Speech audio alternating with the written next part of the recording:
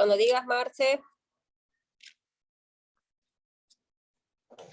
Ceci, si querés iniciar, nosotros vamos a estar pendientes de la gente que está en sala de espera todavía intentando ingresar, ¿ah? Hola, buenas noches. Bienvenidos a todos a un nuevo DPC organizado por la Sociedad de Cirujanos de Tucumán. En esta oportunidad tenemos un invitado de lujo, el profesor Mariano Jiménez, que bueno, ha tenido la amabilidad y le damos infinitas gracias por conectarse a estas horas, porque él está con una diferencia horaria casi de 5 horas, no está en Argentina, está en Estrasburgo, pero siempre, siempre está al pie del cañón cada vez que lo necesitamos desde acá, desde Tucumán. Bueno, los que no lo conocen, que no creo que haya nadie en la sala que no lo conozca, el profesor Mariano Jiménez es presidente de la Fundación DAICIM, médico cirujano en medicina de la UBA, profesor de la Universidad de Estrasburgo en Francia, director científico en cirugía percutánea del IUH, ICAT y Francia, es miembro titular de la Academia Argentina de Cirugía, y bueno, podemos seguir toda la noche. Hoy nos va a deleitar con un tema que la verdad que es muy importante, y bueno, queremos escucharlo ya sin más preámbulos. Hoy nos va a hablar sobre cirugía del futuro y su aplicación en Argentina. Profesor, cuando usted disponga, lo escuchamos. Bueno, muchísimas gracias, Cecilia, muchas gracias por la invitación. Realmente para mí es un placer, hace mucho que no podía conectarme con toda la gente, amigos de Tucumán. Bueno, esta vez será por Zoom, espero que pronto sea presencial. Voy a hablar un poco de algo que parece raro, que no es un tema específico, no es una patología, no es una técnica quirúrgica en sí mismo, sino una visión de cómo puede ser la cirugía y los problemas que está trayendo la evolución quirúrgica. Creo que es importante tenerlo presente porque uno puede decir, bueno, a mí que me vienen a hablar si todavía no tengo gasa en el hospital y quieren hablarme de la cirugía del futuro. Yo les recuerdo que en el 90, al principio de los 90, cuando empezó la cirugía laparoscópica, el comentario, me acuerdo que decían, ¿qué me hablan de cirugía laparoscópica? No tengo ni gasa en el hospital. 35 años después, tenemos cirugía laparoscópica en muchos lugares y seguimos sin tener gasa, porque la cosa pasa por diferentes lugares. Yo creo que hay cosas de la tecnología, cosas que hoy se están viendo en cirugía, que no son aplicables, y no tiene mucho sentido aplicarlas en nuestro medio, esta es mi relación con las compañías, pero no por eso hay ciertas otras cosas que sí vamos a utilizar en nuestro medio. Querría, justamente por ese tema, empezar con un caso clínico hecho en Buenos Aires, hace relativamente poco tiempo. Este es un paciente que tenía un tumor pseudopapilar, un tumor de Franz de páncreas. Se discutió en una cosa que es tan importante, que es el Ateneo Onco HPV, y se decidió hacer una hígado primero, que como eso se usa generalmente para cáncer, metástasis de cáncer colorectal, pero acá se utilizó por una metástasis de este tumor de Franz. Se fue a resecar el hígado, junto al doctor Oscar Andriani. Se hizo una triseccionectomía hepática, no una cirugía menor, una cirugía compleja, con hepático yeyuno anastomosis. En el posoperatorio, el paciente hizo una colección, se drenó. Cuando se drenó, se vio que estaba desconectada la asa yeyunal de la vía biliar. Eso a veces puede ocurrir, de los segmentos 2 o 3, que es lo único que le quedaba a la persona. Entonces le drenamos la colección. Después de drenar la colección, lo que hicimos, dijimos, bueno, esto no funciona solamente esto, le fuimos a drenar la vía biliar, una vía biliar muy fina y totalmente alterada por la hipertrofia de los segmentos 2 y 3, pero pudimos colocar un catéter externo, pero no pudimos pasar hacia el yeyuno porque se iba hacia la colección, porque estaba separado el yeyuno. Entonces lo que hicimos fue pasar un alambre desde donde estaba el catéter de la colección hacia el yeyuno, y un alambre desde la vía biliar que salía por el trayecto donde estaba el catéter epigástrico que drenaba la colección. Entonces, como están viendo acá, entonces lo que hicimos, y esto lo ven en la primera flecha negra, es pasamos un alambre por la vía biliar, el alambre se salió por la piel a nivel de epigastrio, y por el mismo trayecto agarramos el alambre y lo volvimos a introducir llevándolo al intestino. Después empezamos a tirar, como ven en la segunda regla, negra, tiramos un poquito más, como ven en la tercera, enderezándolo, y una vez que hicimos eso, colocamos el drenaje. Una vez que colocamos el drenaje, la colección desapareció, se fue tirando y se rehizo la anastomosis biliodigestiva. En la evolución se vio que apareció una nueva metástasis, y encima esa nueva metástasis, que en realidad la tenía, pero era muy chiquita, entonces lo vimos retrospectivamente, se le hizo una ablación por radiofrecuencia con 2 agujas en forma percutánea. Destruimos de esa manera el tumor sin destruir la única porta y vía biliar que le quedaba al paciente. Como ustedes estén viendo acá, la zona de la ablación, y acá ven el control después de la ablación y el control tomográfico ya con el tema resuelto. El paciente en este momento ya con una resonancia, ya sin tubos, ya con la hepático yeyuno funcionando perfectamente y sin ninguna metástasis, está en lista de espera para principio del mes que viene, fin de este mes, operarse del tumor pancreático y con eso terminar y quedar en control. No se hizo ahora porque el paciente está volviendo de unas vacaciones en familia en Estados Unidos. ¿Qué les quiero decir con esto? La tecnología ayuda, la tecnología se combina y la tecnología se puede usar en Argentina. Entonces, esto se hace gracias a trabajo en equipo primero y tecnología y uso de tecnología después. Y esto caso no es de Estrasburgo, Francia, sino de Argentina. Metiéndonos en la charla que me pidieron, que pidió Ceci, acá hay un tema importante que es el tema de las imágenes.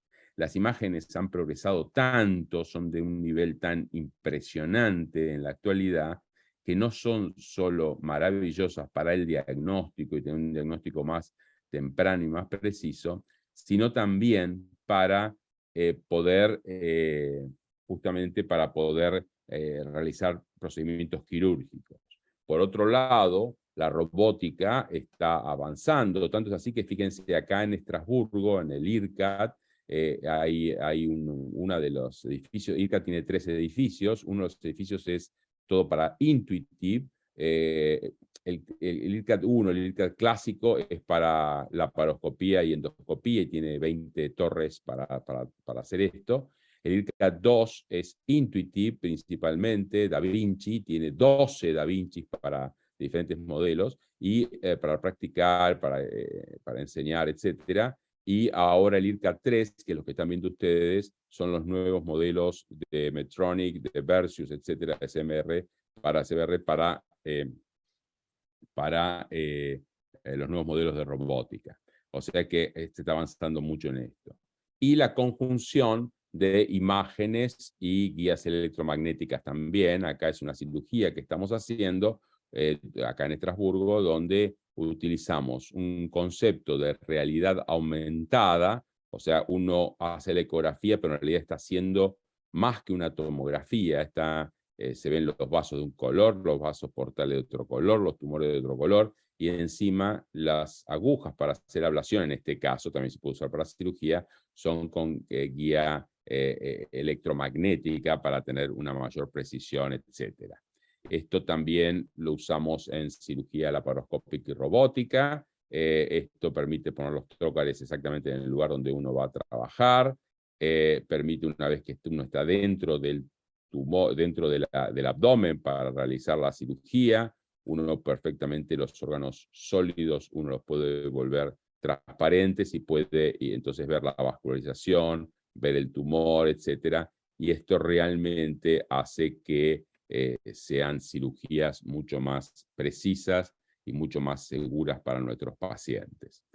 Lo que vimos es que estábamos utilizando un montón de tecnología y un montón de palabras que venían de otras áreas, pero no de la medicina en sí. Por ejemplo, por los sistemas de guía, usábamos los conceptos de la NASA o los conceptos de la guerra. Vieron esos cohetes que uno dice, tiro el cohete y con el navegador y con el sistema de guía, yo los voy cambiando y son los que entran por la ventana y destruyen. Eso lo estamos viendo mucho en la guerra ahora, por YouTube, etcétera. Bueno, pero no había nada sobre medicina, esto aplicado exactamente a lo que nosotros hacemos en medicina. Entonces hicimos un consenso en Estrasburgo y publicamos este consenso sobre 4 definiciones en el Annals of Surgery en el año 2020.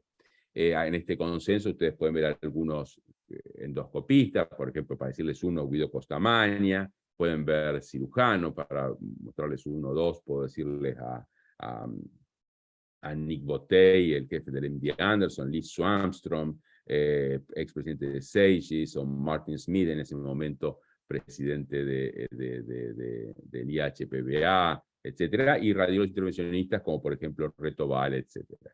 O sea que era muy representativo. No los voy a aburrir con definiciones, pero les voy a contar una, porque creo que es la base de lo que hoy es la medicina. Y es interesante porque es la base de lo que es hoy la medicina, en el centro más evolucionado del mundo y en nuestras cirugías diarias también. Por supuesto, a otros niveles de complejidad, y esto bueno, es obvio, pero que es lo que es hacer cirugía asistida por computadora. El origen de esto, la base de esto, la definición de esto es el uso de información tecnológica para mejorar nuestras propias habilidades quirúrgicas, pero sobre todo para aumentarlas. No solo estamos hablando de mejorarlas, sino aumentarlas.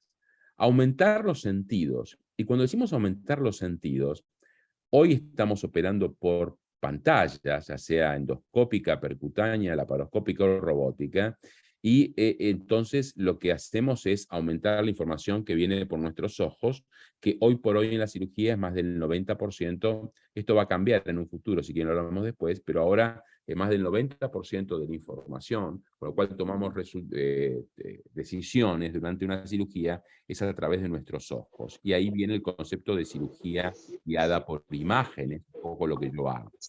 La segunda es la cognición, que es la inteligencia artificial, que nos permite mejorar nuestra cognición. Y la tercera es mejorar nuestra ejecución a través de la cirugía robótica.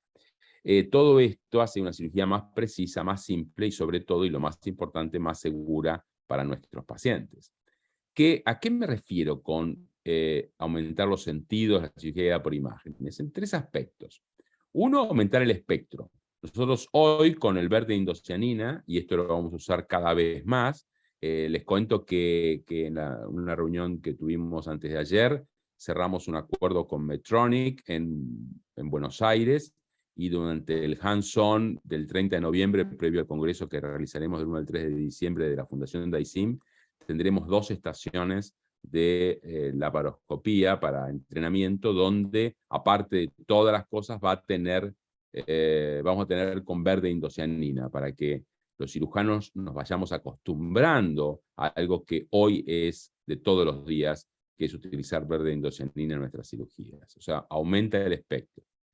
Segundo, aumenta la transparencia a través de la realidad aumentada, y esto es un video de Visible Patient, que es un spin-off de IRCAD de acá, donde es una empresa spin-off de acá de donde trabajamos, donde lo que hace es transparentar órganos, transparentar personas.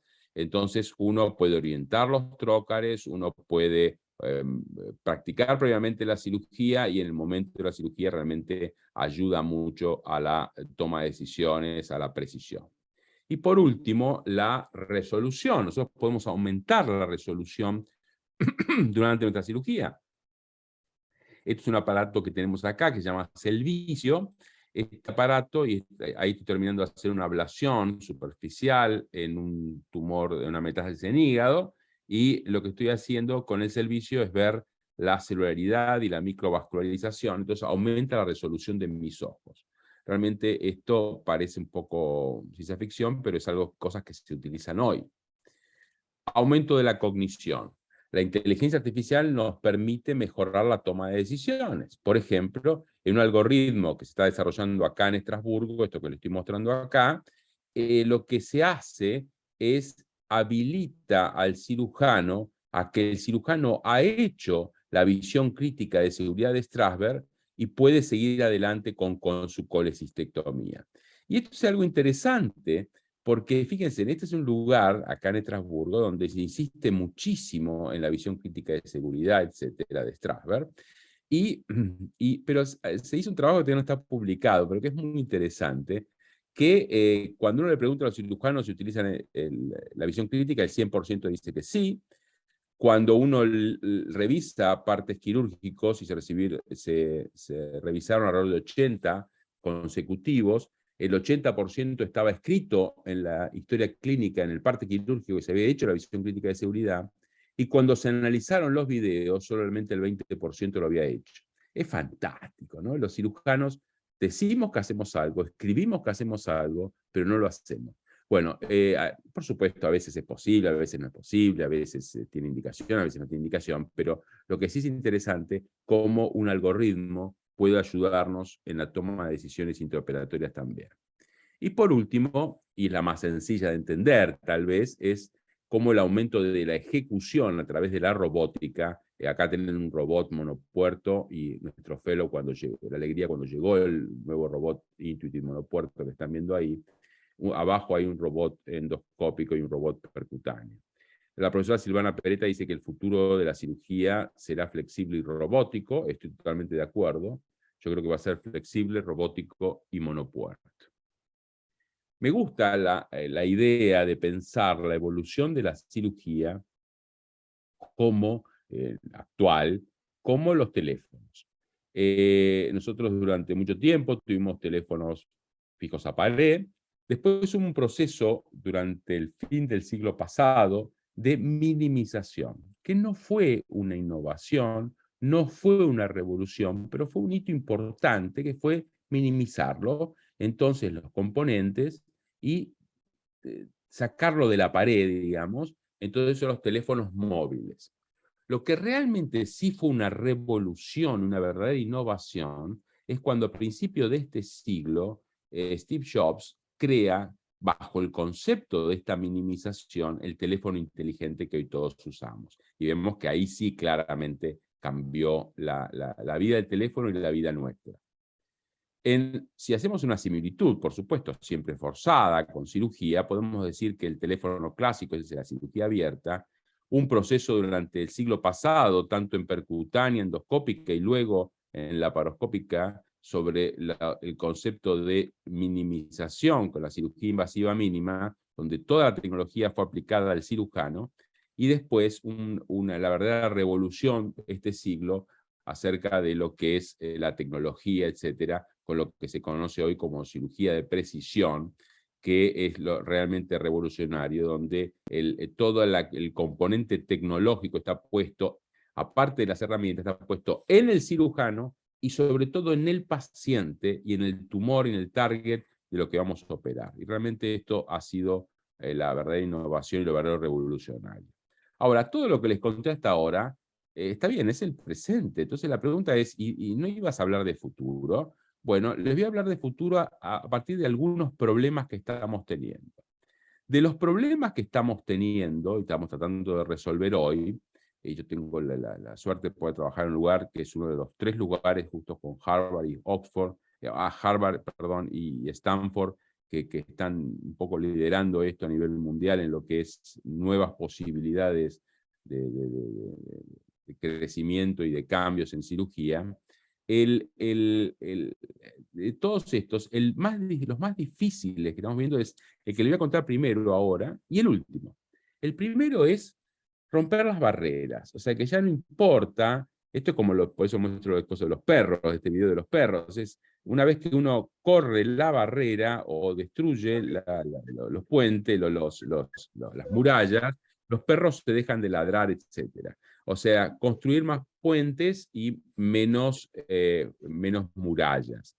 Entre todos, entre especialidades, entre nosotros mismos, entre hacer listas negras, decir estas personas no, no entender al que piensa diferente, sino hay que destruirlo en lugar de asimilarlo y crecer. O sea, todo este tipo de cosas hacen que es un tema a resolver. Y esto está cambiando mucho, y fíjense que esa es la razón de que tenemos que dejar de definirnos por quiénes somos y tenemos que definirnos por lo que tratamos. ¿Qué quiero decir con esto? Ya no importa tanto yo soy cirujano, yo soy gastroenterólogo, yo soy radiólogo. No. Lo importante es mi paciente tiene este problema, mi paciente tiene. Entonces, esto hace que las sociedades que más están creciendo hoy a nivel mundial son las sociedades que están orientadas alrededor de una enfermedad o de un órgano. Porque no importa de dónde venimos, sino importa dónde vamos. El segundo tema, ¿escuchan esto? ¿Este video? ¿Se escucha, Ceci? Sí, se escucha. Bárbaro. Son un par de minutos, pero vale la pena. Este es el concepto que hoy se tiene de inteligencia artificial.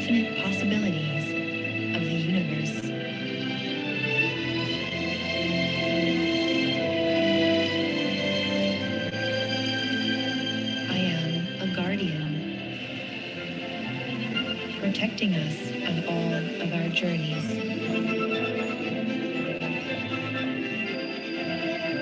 And ensuring our most precious passengers make it home safely. I am a healer, searching for hidden threats in every cell.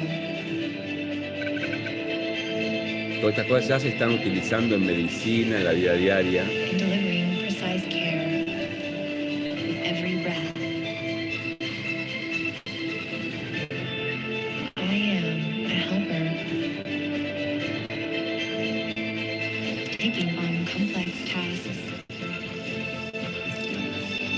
Esto es de una compañía que se llama NVIDIA, que es de Estados Unidos, que tal vez es la más importante que nuclea, y les cuento que es el video del año pasado, el video de este año vamos a estar nosotros también. Transforming the very fabric of our everyday lives and using the creative DNA of the masters to inspire a new generation of art. Hoy la inteligencia artificial puede hacer arte. I am a learner, taking just minutes to discover how to crawl. Está aprendiendo permanentemente. And stand on my own. I am a storyteller, giving emotion to words. Die Sprachbarrieren abzubauen. I am even the composer of the music.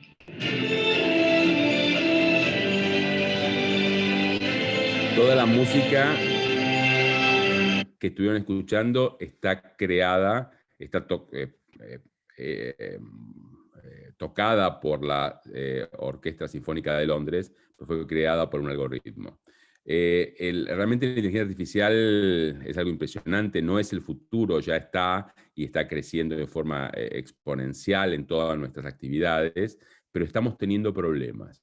Más allá de los problemas éticos interesantes, que son hasta de películas, etcétera, hay que ver cuánto de esto es por película y cuánto de esto es real, pero son muy interesantes y muy para charlarlos. tenemos temas técnicos complejos en cirugía. Para cirugías sencillas, más regladas, como cirugía bariátrica, colectomía que les mostré antes, realmente es fantástico cómo se está evolucionando. Pero en otras cirugías, por ahí donde sería más útil, las cirugías más complejas, le cuesta mucho al algoritmo interpretar y separar lo que es grasa-sangre, que hay mucho en el resto de las cirugías, de otros elementos. Entonces se está tratando de resolver este problema. El tercer punto es una cosa que es, yo les mostré la realidad dinámica, la realidad aumentada, pero el problema está que los pacientes respiran durante la cirugía y nosotros movemos los órganos durante la cirugía. Entonces necesitamos que esa realidad aumentada sea dinámica, que cuando movemos el órgano se mueva a la realidad aumentada. Bueno, hay una serie de soluciones posibles, estos son trabajos de Estrasburgo que estoy mostrando, donde estamos tratando de resolver, nuestros ingenieros están tratando de resolver esto. Nosotros tenemos algunas otras ideas, creemos que el camino no es este, sino es otro, pero bueno, son temas muy apasionantes para discutir a quien le interese todo esto. El cuarto problema es a resolver, no es un problema, pero hay que trabajarlo, que es la automatización. El hecho de que el robot opere solo, no que el robot en realidad nos ayude a nosotros a la cirugía. La posibilidad de que haya automatización parcial es muy alta y rápida en el tiempo. Para la automatización total falta bastante tiempo, por suerte. En cuanto al quinto problema, es lo que el doctor Carlos Pellegrini llama de fenómeno de aguas turbulentas. ¿Qué significa? Mientras vivimos nuestra vida, que es agitada, que es estar, que operar, que se complican, que a volver a operar, que hacer, etc., las compañías nos van diciendo, bueno, tenemos este nuevo aparatito, esta nueva cosa, y nosotros tenemos que decir, esto lo tomo y esto lo rechazo. Y a veces es muy complejo, es muy estresante esto. Sabemos que no podemos rechazar todo, porque si no, no avanzaríamos, pero sabemos que no podemos aceptar todo porque nos fundiríamos. Entonces, realmente tenemos que ir decidiendo sobre la marcha, y yo creo que hay ciertos parámetros que, si quieren, podemos charlar sobre cómo mejorar este punto. Y fíjense que estamos nosotros en este camino, nosotros estamos en el camino de ir cambiando técnicas, cambiando ideas. Por ejemplo, acá, cómo cortar un hígado y cómo hacer las primeras partes de un ALPS sin operar al paciente, haciéndolo de forma percutánea, y después ir a operar al paciente solamente cuando uno ya lo cortó en forma mini-invasiva, sacándole el riesgo de esa primera parte, que es la primera parte que es la que más se complica, entonces hacerla de forma percutánea y no intraoperatoria. La otra parte, hoy se está hablando mucho en cirugía hepática, les cuento esto porque soy cirujano HPV y lo que más me gusta es el hígado, biliar y páncreas. En cirugía HPV, el tema de poder localizar una rama, poder tratar, embolizar esa rama y poder hacer cirugías que sean resecciones anatómicas y preservadoras de parénquima. Algo que parecía un oxímoron y que hoy con la tecnología podemos ahí marcar, podemos poner la aguja, ablacionar, entonces hacemos el switch a la laparoscopía, le ponemos verde indocianina y se ve perfectamente bien el subsegmento que queremos resecar, y con verde indocianina se ve la parte que tenemos que preservar. O más técnicas nuevas sobre ecografía endovascular en resecciones hepáticas, etc., pero no los quiero aburrir con todo esto. Lo que sí es importante es el concepto. Está bien todo esto, la tecnología, pero ¿todo esto sirve o es solamente cosas lindas, pero que no son aplicables? Bueno, Federico Dabrie, un cirujano de Rosario, que hizo el fellow con nosotros en Buenos Aires y después hizo el fellow con nosotros acá en Estrasburgo, y ahora ya volvió a Rosario, hizo este trabajo en el 2018, publicado en 2019 en Surgical Endoscopy, que lo presentó en Sages, que es un trabajo muy simple. En una caja puso una uva y puso a gente sin ninguna experiencia y súper expertos a poner una aguja dentro de la uva, guiado por ecografía, el método más clásico, o guiado por guías electromagnéticas. Los resultados de trabajo demostró que la gente sin ningún entrenamiento con tecnología tenía mejor resultados que los super expertos con la tecnología clásica. Fin de la discusión. Claramente la tecnología igual hacia arriba.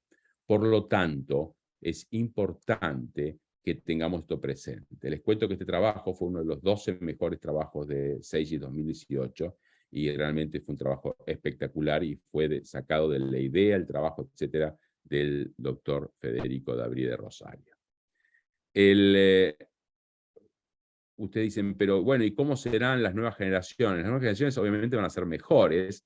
El año pasado vino un cirujano de Estados Unidos con los hijos a visitar el centro de entrenamiento. La hija de 9 años dijo, ¿puedo ver, mover las cosas con el robot? Y le dijeron, no, nena, mirá, sale $2 millones para andar jugando. El profesor Mariscal dijo, déjenla, ¿sí? Bueno, la chica en menos de 20 segundos pudo saber perfectamente cómo mover las piezas, pudo hacer el entrenamiento mejor que un cirujano clásico. Y uno puede decir, bueno, pero la nena era Einstein. Más o menos, porque el hermano de 6 años dijo, ahora quiero yo, y el hermano tardó menos de 10 segundos. Estoy hablando de segundos en entender cómo funcionaba. El único problema que tenía es que no le alcanzaban los bracitos, pues se ve que el que hizo el Da Vinci no pensó que lo manejara un chico de 6 años. El anteúltimo problema es el entrenamiento, porque la tecnología, sobre todo en los países que pueden comprarla sin ningún problema, avanza más rápido que la capacidad de los médicos para poder utilizarla. Y estamos viendo a nivel de hacer entrenamientos on-site, Cecilia estuvo con nosotros, hacemos entrenamientos acá, hacemos acá ablaciones, laparoscopías, endoscopías y ecoendoscopías, bueno, con Da Vinci, etc. Todo, y ahora con la nueva sala de visión 3D, hoy una cirugía muy interesante de Hong Kong, transmitida en 3D y vista en la sala en 3D, para un curso que estamos haciendo ahora acá. La segunda pregunta es, ¿pero la simulación es efectiva para aprender? Bueno, no quiero aburrirlo, solamente para decirles que sí, ya está demostrado que un residente de segundo año que le enseñan a hacer unos pasos de la cirugía de sutura, cuando lo ponen a operar, se compara con un experto y es mejor que un cirujano general promedio. O sea que la simulación sirve y es efectiva. Ahora, la tercera pregunta, y lo que estamos trabajando ahora muchísimo, y es uno de mis trabajos acá, no digo principales, pero por lo menos de los que más me divierten, es, ¿y podemos aprender online? No, como estamos haciendo hoy, actualizarnos, sino podemos entrenarnos, mover los deditos online, y la respuesta es sí, y ese es el trabajo más grande a través de esto que están viendo, que juegos serios, están viendo mandar software y que lo trabaje en su casa, o mandar software y hardware al hospital y que haga las cirugías, y entonces lo complementamos desde la distancia, y con inteligencia artificial se van viendo los resultados y los progresos. Ahora estamos, fíjense, y esto es desde Buenos Aires, no estoy diciéndole desde Estrasburgo, estamos a través de utilizando Oculus y realidad inmersiva, virtual inmersiva, nos estamos metiendo, es un grupo, estamos 5, nos estamos metiendo adentro de una cirugía, y la estamos haciendo juntos, como si estuviéramos en quirófano, estando parados o sentados. Y el metaverso. Hace unos 15 días hicimos la primera experiencia desde América Latina, desde Buenos Aires. Nos unimos con 7 cirujanos de 7 ciudades de América Latina. Nos metimos adentro del metaverso, cada uno con su avatar. Yo me hice un avatar, por supuesto, joven y flaco, porque total se puede hacer. Entonces dije, bueno, hagámoslo. Ya que la vida es imposible, hagámoslo por lo menos en la vida del metaverso. Nos metimos dentro del metaverso, les di una charla sobre, en este caso fue colangioscopía. Después de eso nos teletransportamos a la cirugía, hicimos una cirugía, todos los que estábamos, y después de ahí las preguntas y conclusiones nos trasladamos dentro del metaverso a la biblioteca de la Universidad de Oxford, nos dimos un abrazo, realmente nos dimos un abrazo entre todos cuando terminamos y volvimos a nuestro país del cual no habíamos salido nunca.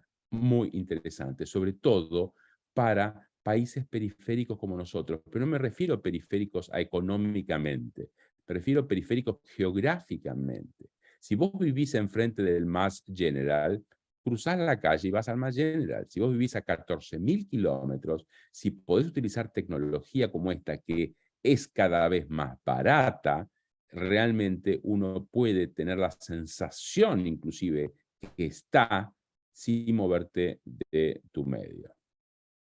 No quiero aburrirlos con todo lo que es metaverso, si me invitan otra vez, porque estamos muy metidos en todo esto. Lo que sí querría ver el de abajo a la derecha, el paso que estamos en el metaverso no es solamente estar, interactuar, etcétera, sino poder realizar cirugías en el metaverso. Y en eso estamos trabajando y creo que es no digo el próximo paso, pues ya algo hay, pero es el próximo paso para sistematizarlo. Pero, claro, todo esto requiere integrarse, poder trabajar juntos, poder tomar los diferentes pasos y poder usarlos todos juntos. Y esto es lo que nosotros hacemos, es la integración. Ahora lo que estamos haciendo, después lo hicimos a partir del COVID, estamos mandando videos en simuladores de diferentes prácticas, les decimos lo que nos gustaría que hicieran cuando vinieran acá, entonces aprovechan mejor el tiempo. Estoy terminando, no desesperen. Entonces, después la simulación puede ser abierta, como estas doctoras que están operando un traumatizado, pero que claramente, bueno, no tienen barbijo, es una simulación, y esta simulación es durante el cóctel de la reunión que hacemos, todos los que hacemos simulación en Chicago todos los años, a principios de año. Hacer simulación en percutánea, hacer simulación en laparoscopía, hacer simulación en robótica. En definitiva, eso es el secreto, la integración, pero habiendo hecho todos los pases que les conté antes, y tal vez volviendo a dar el examen con un paciente, pero sin el problema ético de hacerlo a través de simuladores de alta calidad. Yo creo que no estaría mal que los cirujanos, antes de llegar a hacer una cirugía, den examen, no ante un paciente, por temas éticos, pero sí ante una máquina. Y cuando uno empieza a hacer procedimientos, verse acompañado. Acá estamos, una de nuestras fellows está en Buenos Aires haciendo un nuevo tratamiento de radiofrecuencia endocanalicular por angioscopía en Buenos Aires, y yo estoy acá en Estrasburgo dándole indicaciones, dando con ella a través de estos anteojos inteligentes que ella tiene, que tienen una cámara, por lo cual yo veo lo que ella ve, yo le puedo hablar al oído porque tiene micrófono, él tiene para escuchar, ella me puede hablar a mí, y ella tiene una mínima cámara donde yo le puedo hacer dibujitos como lo estoy haciendo ahí, digo, no, donde está rojo no lo toques, toca donde está verde, etc. Esto es realmente muy útil para, sobre todo, gente que empieza a hacer los procedimientos y está en lugares más alejados. El último problema a resolver, de los que les cuento hoy, hay muchos más, es, y tal vez el más difícil, es el hecho de estimular la empatía con el paciente y con los demás, el criterio médico y promover la inteligencia emocional. El primer secreto es rodearse de buena gente, todo lo demás son subdivisiones. Y esto es muy importante, la empatía, la diversidad, el entender al que piensa diferente y sumarlo. Esto es, y respetarlo, esto es esencial. No las listas negras, no dejar la gente excluida, no la prepotencia, no la imponer autoridad por la autoridad misma. Esto es lo que nos acerca a los pacientes. La tecnología no es ni buena ni mala, somos los humanos cómo la utilizamos y cómo nos alejamos o no de nuestros pacientes. No hay que alejarse, sino que la tecnología está hecha para acercarnos a los pacientes. Y termino con esto. Durante mucho tiempo, incluso en mis charlas, yo decía, siguiendo a Darwin, el que sobrevive es el más apto, el que mejor se adapta. Era un poco la competencia, etcétera, porque, bueno, es una teoría evolucionista que salió del siglo XIX, revolución industrial, etcétera. Pero hace poco tiempo pude leer los trabajos de Lynn Margulis, una bióloga que ya falleció, que les cuento que en el año 67, después de que 15 revistas le rechazaran, pudo publicar su teoría sobre el origen de las células mitóticas. Y ella lo que dice, lo que demostró, es que dos células procariotes, el hecho de pasar de células procariotes a eucariotes es lo que hace que nosotros hoy seamos humanos y no seamos bacterias, digamos, es el primer salto evolutivo. Ella demostró que no era que sobrevivía el procariote más apto, sino que el procariote A, que le sobraba algo, se lo daba al B, y que el B, que le sobraba otra cosa, se lo daba al A, perdón. Y esto hace que lo que ella demostró, que la cooperación es el origen de uno de los más importantes saltos evolutivos. Lo que hace que evolucione no es la competencia, sino es la cooperación. ¡Wow! Se creía que estaba equivocada, que era una teoría, pero que había que ver, hasta que cuando se pudo hacer la secuenciación de ADN, muchos años después, incluso algunos años después de su muerte, se vio que lo que ella decía tenía razón. Entonces, ¿por qué, si la ciencia ya demostró que es así, por qué no hacemos un poco más de Margulis y un poco menos de Darwin? A los que les divierte todos estos, los invito al 30 de noviembre al Hands-On precongreso que haremos en Buenos Aires con la Fundación DAICIM, y del 1 al 3 de diciembre, Congreso Internacional, tendremos una serie de actividades. Les cuento solamente unas, que son estos simposios especiales. Vamos a tener un simposio de la International HPVA, vamos a tener un simposio de la American HPVA, vamos a tener un simposio de la ILS, que es la Sociedad Internacional de Cirugía Laparoscópica de Hígado, vamos a tener un simposio de ISILS, de jóvenes endoscopistas, y tal vez simposios para mí más interesantes como el de cirujanas argentinas, donde vamos a hablar de diversidad y oportunidades, de cómo ver el futuro desde la gente joven. Vamos a tener una serie de simposios realmente que creo que les va a interesar, aparte de la actividad social, que por supuesto sabemos que no es solamente igual importante, sino que es más importante. Y este es el grupo de DAICIM que está en Buenos Aires trabajando, mientras yo estoy acá en Estrasburgo y acá en Estrasburgo hablando con ustedes. Muchísimas gracias, perdón que me extendí tanto. Excelente, profesor. La verdad que ha superado las expectativas. Wow. La verdad que increíble, muy claro, muy preciso. No sé si hay preguntas en el auditorio. Marce, ¿escribieron algo? No las tengo acá. Si querés habilitamos los micrófonos para las preguntas. Bueno. Dale. Habilitamos si hay alguien que quiere participar. Veo con Línea. Estaba. Sí. Estuvo conectada un momento la doctora Andrea, que estaba de cumpleaños. Acá es un cumpleaños. Sí. Mariano, yo te quería hacer una pregunta.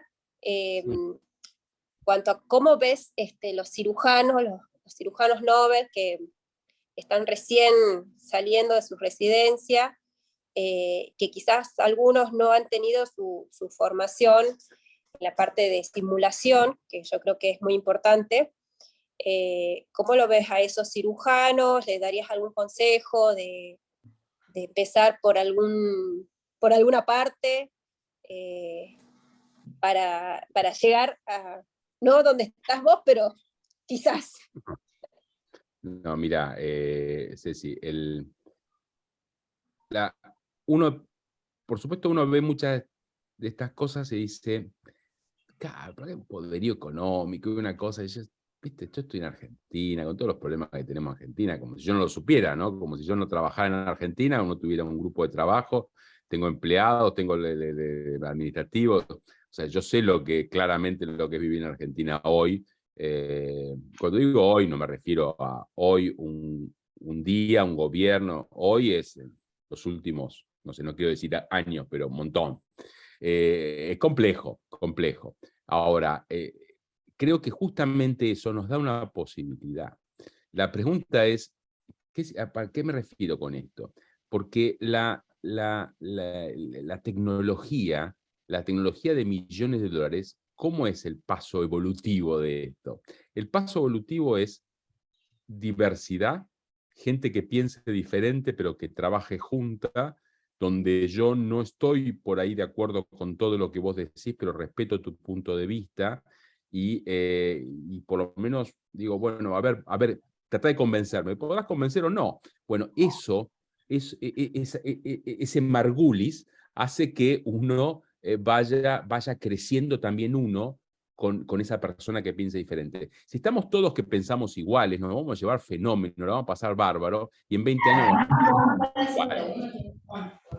siempre y cuando Sergio esté de acuerdo. Entonces, en ese contexto es importante que salgamos de la zona de confort inicial. Que una zona de confort es perfectamente lícita, decir, no, pero no se puede, acá no se puede nada, no tiene sentido. Pero si no tiene sentido, ¿qué hacemos todos reunidos a las 8 de la noche ustedes y casi las 2 de la mañana para mí, acá reunidos hablando de esto? Es porque creemos que en el fondo, aunque decimos que no, creemos que sí se puede. Esa diversidad te dispara la posibilidad de innovación. Y la innovación dispara la tecnología. Entonces, la verdad, por supuesto no es algo lineal, no es que porque vos trabajes con alguien que piense diferente vas a crear un nuevo robot. Pero sí es el paso inicial. Y nosotros tenemos una ventaja en Argentina. La ventaja en Argentina es que es una desventaja, pero en esto nos ayuda. Nosotros no sabemos qué va a pasar mañana. Nuestra vida cambia todos los días, la cirugía cambia todos los días, no sabemos si vamos a poder operar, no sabemos qué va a pasar con el país, qué va a pasar con nosotros, etc. Y eso nos da una mecánica cerebral, por un lado nos da un estrés terrible, nos da que nos infartamos, nos da un montón de cosas malas, pero a nivel innovativo es muy bueno porque es muy difícil innovar cuando todo funciona. Entonces, somos un continente, porque yo creo que no es solamente Argentina, creo que Latinoamérica, es un continente donde hay una capacidad de crecimiento a nivel innovativo fenomenal. Y esto hay que trabajarlo y hay que verlo. Los grandes inventos no vienen pues listo, hice el cohete para llegar a Saturno, no. Viene con cosas mucho más sencillas. Y eso tenemos que trabajarlo. Y eso se trabaja, ¿saben con qué? Trabajando juntos y con liderazgos. Hay que buscar líderes, los jóvenes tienen que buscar líderes y tienen que ser líderes. Sobre esto va a haber una charla interesante en el Congreso de diciembre que los invito. Le va a dar la Mariana Lozano. Ajá, buenísimo. Profe, acá hay una pregunta de Luciano Bello. Dice, felicitaciones por la charla. ¿Existe hoy en día la posibilidad de aportar desde el punto de vista médico al desarrollo de los ingenieros en Argentina? Sí, por supuesto. Cada vez que nosotros operamos acá, operamos con 2 data science, un ingeniero, otro ingeniero de sistemas, y con que yo, o sea, cuando yo digo bajar las barreras entre especialidades, no me refiero solo entre los cirujanos y los gastroenterólogos, estoy hablando de los médicos con los ingenieros y con otros.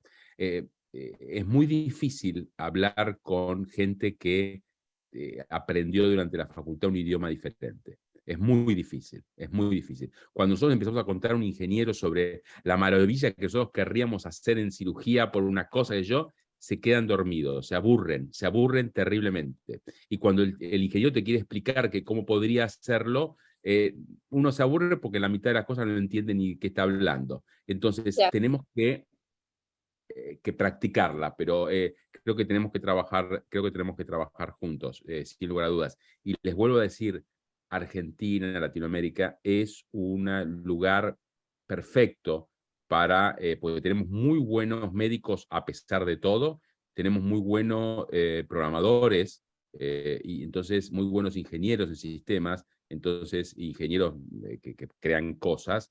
Entonces creo que la combinación puede ser realmente explosiva, hay que estimularla. Perfecto, perfecto. Profe, en la oportunidad que estuve allá en Estrasburgo, habíamos visto los quirófanos híbridos. ¿Nos podría contar algo sobre eso? Sí. Los quirófanos híbridos están creciendo a nivel mundial.